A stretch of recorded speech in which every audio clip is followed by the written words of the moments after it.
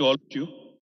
Firstly, I'd like to thank Raju Reddy, the team of Kakatiya Sandbox, for inviting us over to Nizamabad. It's always a pleasure, always, you know, uh, memorable experience meeting with Raju, Desh, the entire team, that inspired this wonderful facility being created here in Nizamabad, the Kakatiya Sandbox. Also, wanted to ensure to all the distinguished delegates and others who have come from various parts of the world and also various parts of India. Welcome to Telangana, welcome to Nizamabad.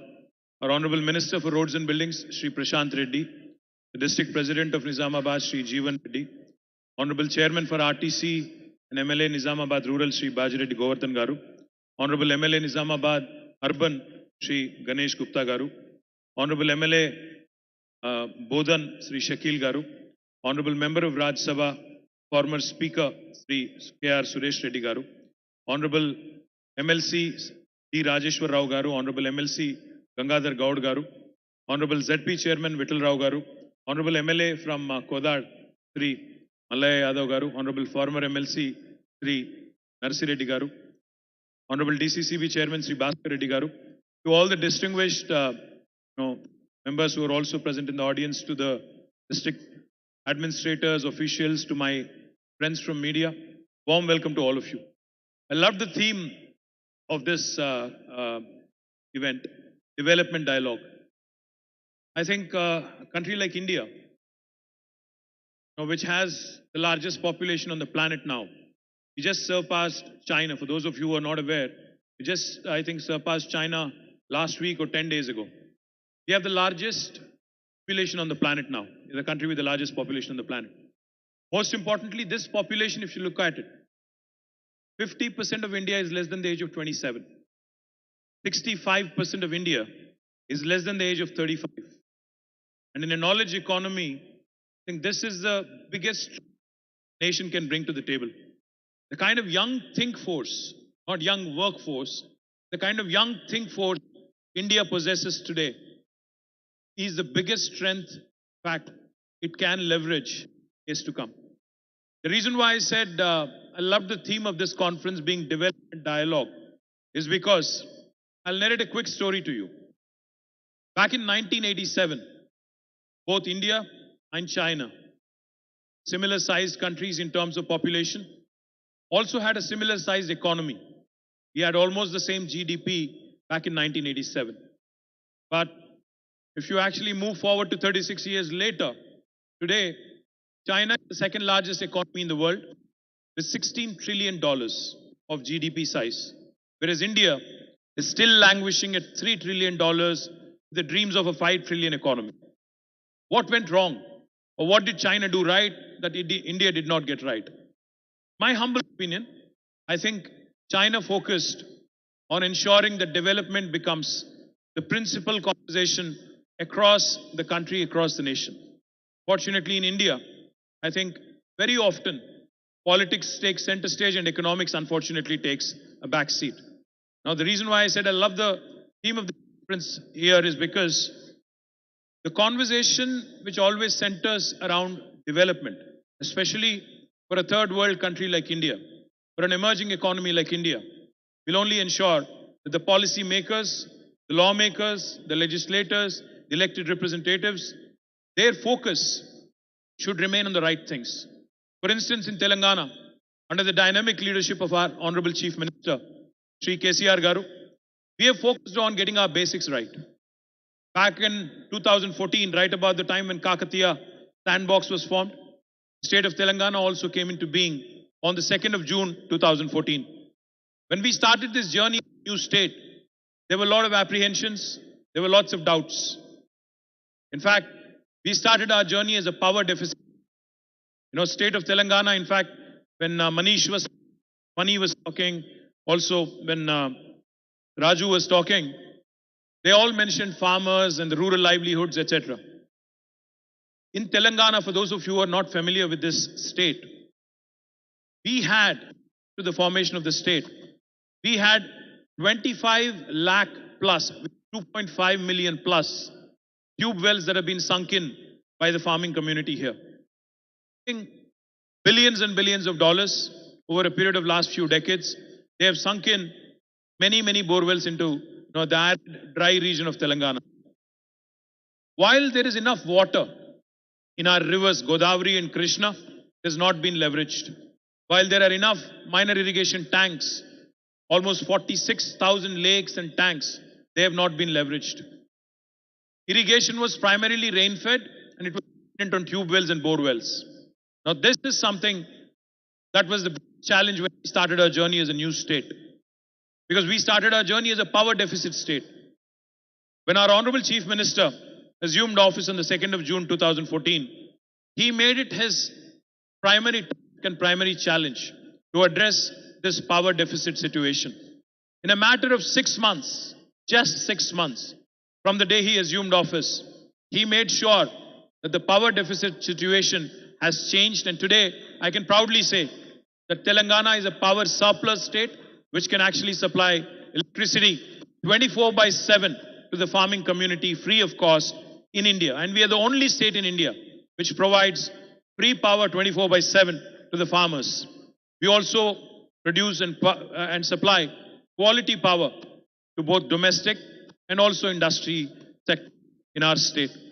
The reason why I'm mentioning this today is because in the last 8.5 years, numbers will tell you a story. The development dialogue that we're talking about today is already a work in progress in Telangana. When we started our journey, the per capita income of Telangana was 1,24,000 rupees. 124,000 rupees. As of March last year, March 2022, the per capita of Telangana has increased to 278,000 rupees, 2,78,000 rupees. Almost 130% increase. The gross state domestic product, the GSDP of Telangana was about 500,000, 5 lakh crores on 2014 June 2nd. But as of last year, the GSDP of Telangana also has increased to 11.55 lakh crore, which is almost 1.15 millions. The kind of increase in wealth, the kind of increase in per capita income that has happened in Telangana, just to give you one little statistic that will put things in perspective. Telangana is only 2.5% of India in terms of population. We are only 40 million people.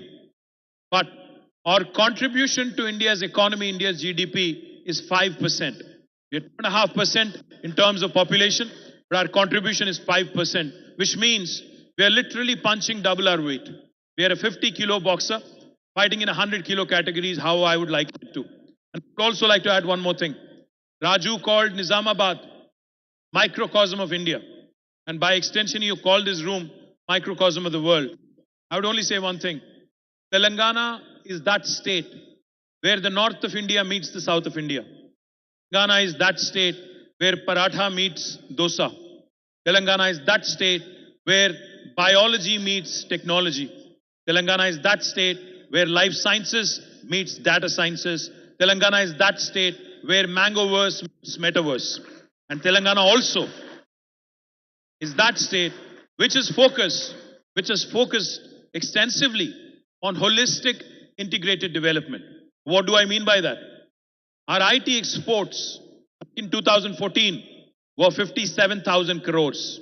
As of last year, they have risen to 1,83,000 crores. Our agriculture activity has expanded by almost 6% in terms of our GSDP valuation. It has increased by 119% overall. For those of you who have a phone in your hand, let me indulge you for a second. Please pull out your phone for a second. Please pull out your phone. And please Google it for me. World's largest lift irrigation project. Let me repeat.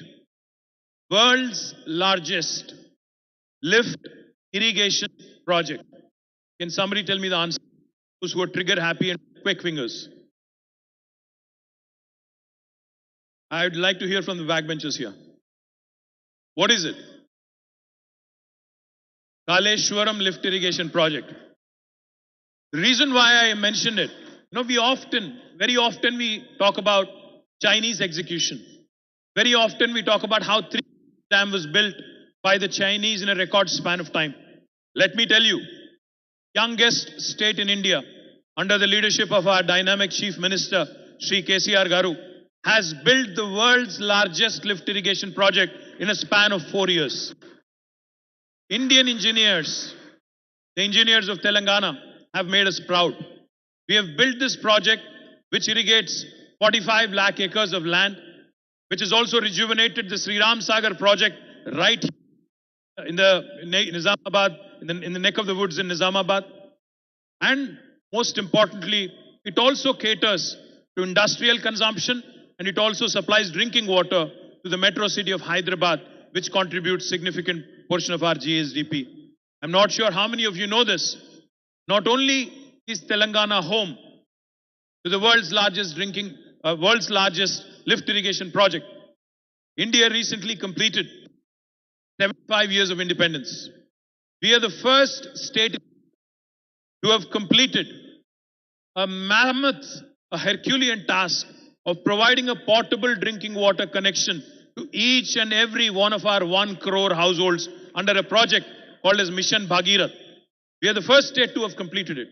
And when we were laying the water pipeline, which almost ran for more than 100,000 kilometers, 1 lakh kilometers plus of water pipeline, along with it, 19,000 reservoirs, and along with it, number of pump houses and everything else that goes with it. Let me also tell you, we have leveraged, there is a very popular word in India called as jugaad. Jugaad basically means hustle. Jugaad basically means hustle. What we did in Telangana is something ingenious.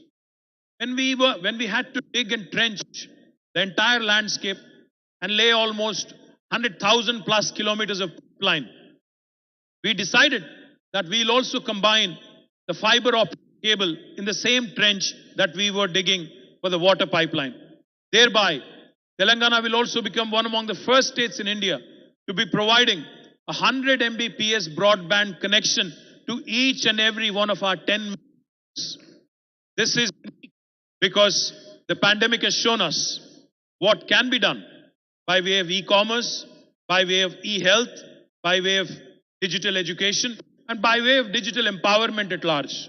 So my humble request to those of you who are not familiar with the brilliant story of Telangana, that is the reason why I call my state the most successful startup of independent India in the last 75 years.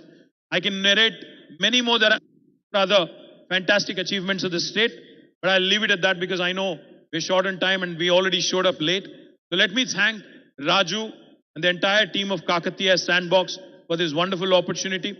I wish the youngsters, the farmers, the entire ecosystem of Nizamabad the very best. I'm coming back next month, Raju Anna. I'm coming back to inaugurate the IT hub here. I'll humbly request you and Desh to bring in more and more because, the pandemic has shown us it doesn't matter where you work from in the world. You could be in a village, you could be in a small town, you could be in a metro like Hyderabad or Bangalore. I think now in a digitally connected world, a world where youngsters from tier 2 towns actually have more fire in their belly, we need to ensure that the rural innovators, the social innovation, the tier 2 town innovators from Nizamabad, Khammam, Nalgonda, Mehboob Nagar are all given ample opportunity and equal opportunity to ensure we create a level playing field. So I thank you for this opportunity. I thank all of you, in fact, for giving me this opportunity. And I once again welcome Desh and Raju back onto the dais. Thank you. Thank you so much. Thank you, sir. Request you to have a seat because we're going to have a fireside chat as well. Now, there are very few people in the country who can spontaneously captivate an audience. And then we have one household which has two of them. So